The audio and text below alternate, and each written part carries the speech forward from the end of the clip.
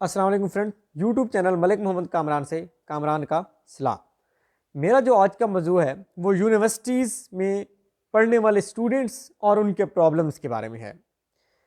अगर हम एक मुतालिया करें, हम स्टडी करें कि क्या जो दुनिया में स्टूडेंट्स प्रोड्यूस हो रहे हैं, क्या वो हमारे पाकिस्तान में भी प्रोड्यूस हो रहे हैं या नहीं, तो किसी से भी हम पूछें, इवन हम किसी यूनिवर्सिटी के वाइस चांसलर से पूछें, किसी तालिब इल्म से पूछें या हम किसी प्रोफेसर से पूछें, तो वो यही कहेगा नहीं। तो ऐसा क्यों है?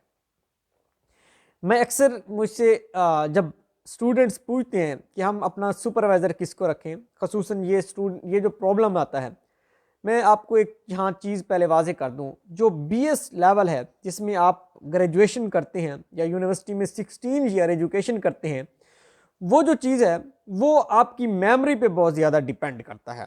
आपने कितनी चीज़ों को रट्टा लगाया उस पर डिपेंडेंट है। लेकिन उसके बाद अगर हम मास्टर की बात करें या हम पीएचडी की बात करें, तो वो इस चीज़ पे डिपेंडेंट है कि हमने कितना कुछ सीखा। बीएस में भी सीखना है, इम्पॉर्टेंट है, लेकिन वो ज़्यादातर रिलाय करते हैं हम उसकी रटा सिस्टम पे, मेमोराइजेशन पे, क्योंकि हमने लंबे लंबे सवाल लिखने होते हैं और हमने हर सेमेस्टर में 6 सब्जेक्ट और 4 प्रैक्टिकल पास करने होते हैं।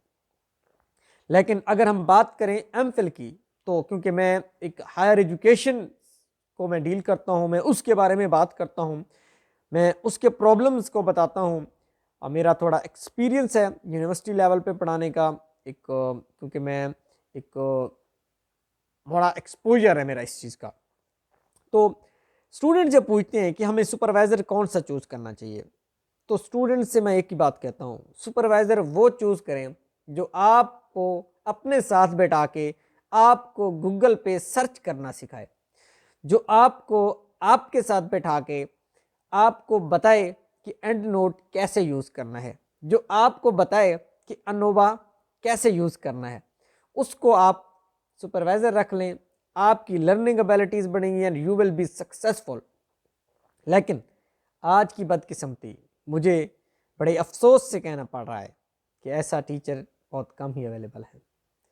मैं आज जिस सारे स्टूडेंट से सवाल करता हूँ, क्या जिसके पास अपने रिसर्च के लिए 2 साल जिसके अंदर आपने काम किया, क्या कभी उसने आपको अपने साथ वाली चेयर पे बैठा के बताया है कि अनोवा कैसे लगाते हैं, टी टेस्ट में क्या होता है, ये कोई भी टेक्निक उसने बताई है? अगर तो उसने बताई है तो आप उसको कभी ना छोड़ें, वो उसको आप गुरु माने और उससे सीखें। क्या आपका टीचर कभी आपकी लैब में गया है और उसने बताया है आपको बेटा डीएनए कैसे निकालना है? क्या उसने बताया है कि अगर फिश को आपने फीड डालनी है तो साइफनिंग कैसे करनी है?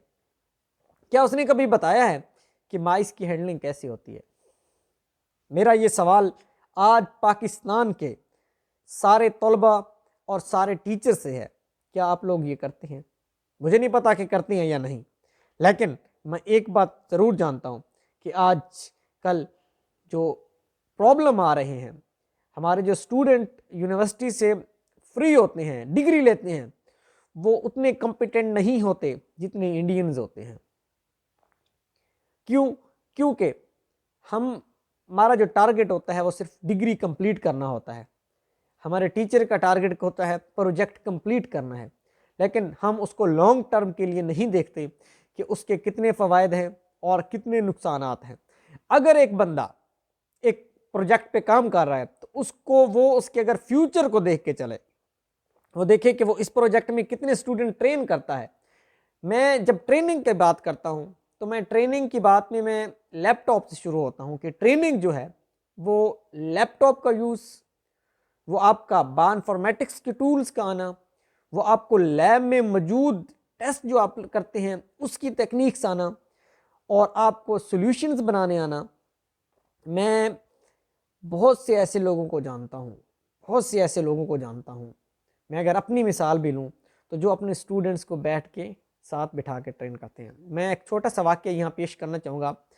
जब हम एमफिल में थे कैद आज़म यूनिवर्सिटी में, तो एक बड़ी कमाल की प्रैक्टिस हुआ करती थी। जब हम फर्स्ट सेमेस्टर में होते थे तो थर्ड सेमेस्टर में रिसर्च अलॉट थर्ड सेमेस्टर में रिसर्च का टॉपिक डिसाइड होता था कि बच्चे ने क्या करना है एमफिल में। तो हमारी जो सुपरवाइज़र साहबा थी वो बड़ा ही कमाल की प्रैक्टिस थी। मैं कहता हूँ कि हर टीचर को होनी चाहिए। वो एक मीटिंग कॉल करती थी। उस मीटिंग में सबसे पहले जो है फोर्थ सेमेस्टर के स्टूडेंट प्रेजेंटेशन देते थे कि उन्होंने क्या किया है। उस प्रेजेंटेशन जब वो देते थे तो जब वो आते थे स्टैटिस्टिक्स पे तो फिर मैडम उनसे पूछती थी जी कौन सा टेस्ट लगाया है। वो उस टेस्ट को फिजिकली मतलब कि प्रैक्टिकली वो टेस्ट हमें रन करके दिखाते थे। अगर उन्होंने आर यूज़ किया है, उन्होंने SPSS यूज़ किया है, उन्होंने कोई भी सॉफ्टवेयर यूज़ किया तो वो उसको रन करते थे और बताते थे ये ऐसे ये ऐसे ये ऐसे, और उसमें कहीं कमी कोताही होती थी वो मैडम बता देती थी।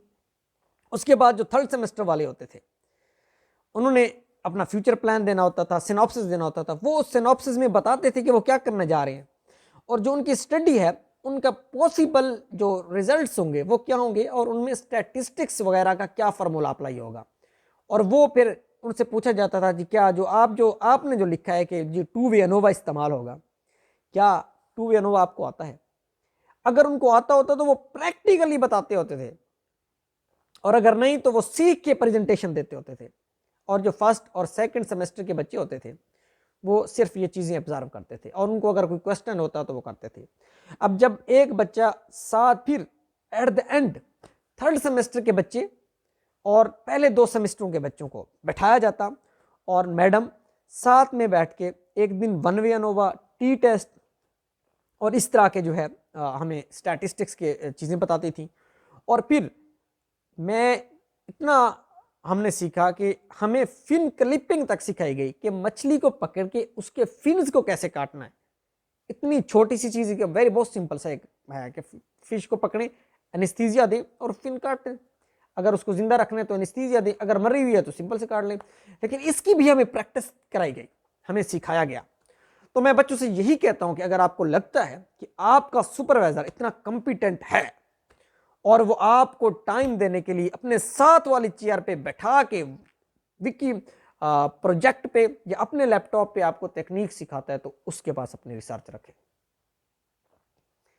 क्योंकि अनफॉर्चुनेटली ऐसा है कि एक बच्चे को सिखाया जाता है और अगले बच्चों को वही सिखाता है। देखें, that is a good practice. हमने भी बहुत सी चीजें अपने सीनियर से सीखी हैं, लेकिन हर चीज जो मैंने सीखी है मैंने अपने डायरेक्ट सुपरवाइजर से सीखी है। और इवन कि मैं अगर आपको BS की लाइफ का एक वाक्य पेश सुनाऊं तो मैं बिल्कुल सच कह रहा हूं कि मुझे सबसे पहली चीज जो सुपरवाइजर ने सिखाई थी वो गूगल सिखाया था। गूगल में सर्च कैसे करना है, और दूसरा साइट के लिए जो रेफरेंस कैसे सर्च करना है, वर्ड के बारे में सिखाया था, पेज नंबर कैसे ऐड करने हैं, और ये जो इसके अलावा नंबरिंग कैसे देनी है, आपने फॉर्मेटिंग कैसे करनी है, ये सारी चीज़ें मैंने डायरेक्टली अपने सुपरवाइजर से सीखी हुई। तो मैं इसलिए कहता हूँ I am so blessed that I have that type of supervisor जो मतलब एक उनके पास एहसास जिम्मेदारी था, उन्होंने मुझे सिखाई। और आज मेरा अगर मतलब मैं कहूँ कि अल्हम्दुलिल्लाह वर्ड्स की में PowerPoint, Excel, Microsoft Word में आई एम एन एक्सपर्ट। मुझसे किसी किस्म का भी कितना बड़ा डॉक्यूमेंट्स हो, मैंने अपनी लाइफ में 590 पेजेस तक का डॉक्यूमेंट एक ही सिंगल फाइल में हैंडल किया हुआ है।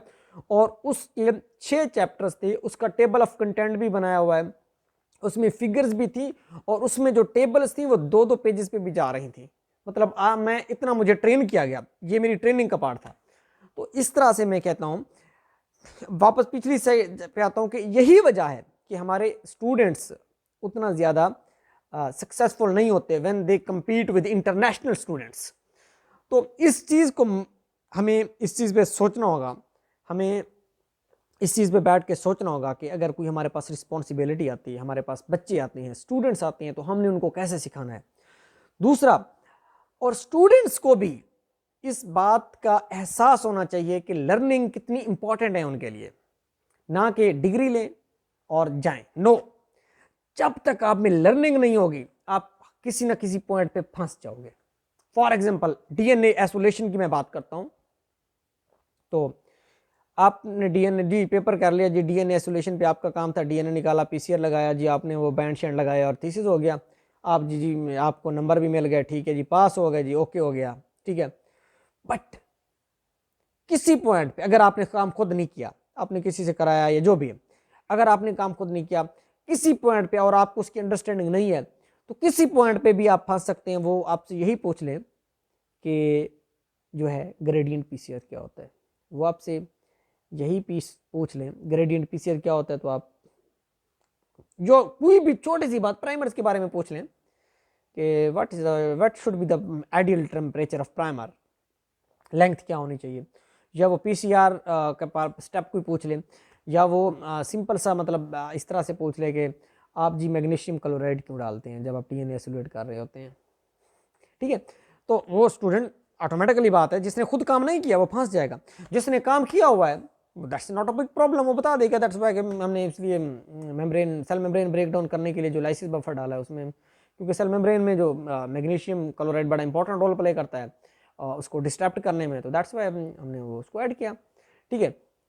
इस तरह की बहुत सी चीज़ें होती हैं। फॉर एग्जांपल वो आपको माइक्रोसॉफ्ट वर्ड से पूछ सकता है, वो पावर पॉइंट से पूछ सकता है, अच्छा आपने ये किया तो ये कैसे। तो मतलब स्टूडेंट्स और टीचर्स इन दोनों की रिस्पॉन्सिबिलिटी बनती है कि वो एक ऐसा पॉइंट क्रिएट करें, एक ऐसा सिस्टम क्रिएट करें जिसमें लर्निंग हो और स्टूडेंट्स को टीचर टाइम दें, और देन स्टूडेंट्स की जो रिस्पॉन्सिबिलिटी है उस पर वर्कआउट करें और टीचर की एक्सपेक्टेशन से ज़्यादा काम करें। Thank you so much. इस तरह की और मज़ीद वीडियो के लिए मेरा चैनल देखते रहिएगा, और इंशाल्लाह इससे मैं अच्छे वीडियोस के साथ आऊँगा और अच्छे जो पॉइंट्स होंगे उन पे बात करेंगे कि how we can do that. Thank you so much. अल्लाह हाफिज़।